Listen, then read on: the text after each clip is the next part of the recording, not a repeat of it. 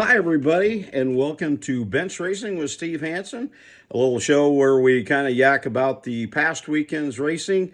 This weekend was NASCAR, of course, at Atlanta, so that will be probably more of the topic for today. Well, not probably, it is. And so we will start off with the truck race that was pretty eventful. Kyle Busch gets a push from Hocevar and wins it.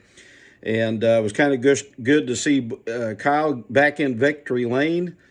Kyle being Kyle, and he kind of says what he says, but we've come to expect that. But pretty good race altogether. There was some chatter about Andretti in a race. Was he ready to be there and through the whole approval process? But by and large, it was a really good race. And then we fast forward to Saturday night, and I will say carefully the wreck fest that was the O'Reilly Auto Parts Series. Congratulations to Sheldon Creed. I had kind of lost track of him a little bit. I knew he left RCR and went to Gibbs. I was not aware that he was gone from there. I apologize, but I hadn't kind of kept up with some of these guys. He's over at Haas Racing now. And it probably was more of a, his interview afterwards. Sometimes you can see a lot in the face of a person when they're being interviewed on what their struggles have been. And it's obvious his career has not taken the path that he had thought or hoped, which I think we could all probably appreciate. But it was good to see him win, and especially in the manner that he did. Yeah, there was a little bit of controversy on Chastain at pushing Hill and getting him sideways and all that kind of thing. But you know what? This is the balls out going for it type of thing. And so I really had no problem with the way the race ended and stuff. It makes for exciting racing. And then we fast forward to Sunday's race, and I'm going to temper some of my comment a little bit.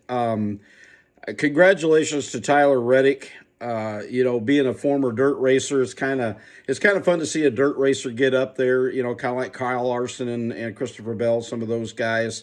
But the rest of this commentary is going to go along the lines of what I ended last week with, in that isn't it kind of strange how a car with no right fender, and I get that we're not on a super speedway, but how ironic is it when you hear like Bristol and some of these even shorter tracks, they yak and yak and yak about this Gen 7 car and how aero sensitive and all this yada shit. And then all of a sudden you have a car with no right fender be as competitive as what he was. I was watching Door Bumper Clear, and Tommy Baldwin made the thing. It'd be interesting to take that car to the wind tunnel and see what they find out. But the point of the matter is, there's going to be the conspiracy theory and all that kind of stuff with, with Michael Jordan and all this kind of stuff. And I guess there's some pause for some of that. But I have more pause with the car, because it just is ironic that not all that long ago, I mean, you had to fix that in order to be competitive, and man, he was there with no right fender. And everybody, is kind of scratching their head now. So is the Toyota, you know, backing up with the whole Joe Gibbs and Gabe Hart thing is, and Toyota, Baldwin said this on Door Bumper Clear too. Toyota is the only manufacturer that is anal about keeping all their stuff secret and all this kind of stuff, which obviously to me leads to why Joe Gibbs is suing. It isn't so much about him, it's Toyota saying, hey, we can't have this shit.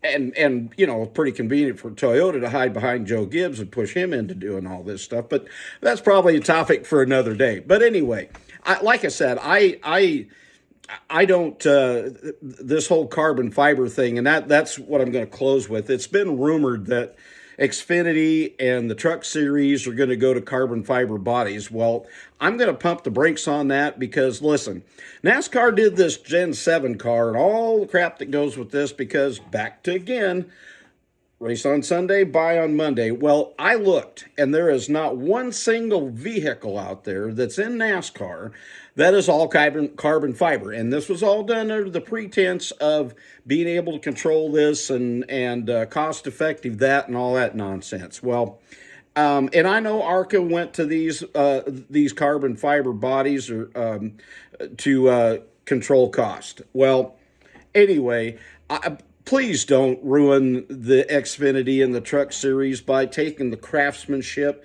of building a car out instead of buying these molded bodies and body shopping them together and all this kind of crap. Please leave the O'Reilly and Craftsman truck series alone with the metal bodies, like what you buy on the showroom floor. But anyway, gang, like I said, my biggest problem after Sunday's race was seeing a car, not so much it's not like it was on Martinsville or even Bristol. This was on Atlanta, the new Atlanta, the super speedway Atlanta. And this was a car that was dicing it up like, you know, hell, why not put a modified out there? If the fenders aren't going to make a damn bit of difference, like I said, I come away with not so much the conspiracy theorists with Michael Jordan and all that stuff, but I come away with a big kind of, how can that car run like that with no front fender? And you see other cars with a little bit of nose damage, and they can't even keep up. Just throwing it out there, gang. With that, I hope everybody has a great day. We will join you again soon with more racing news and insight and commentary. With that, have a great day, everybody. And always remember, it's better to have raced and went broke than to have never raced at all. Take care.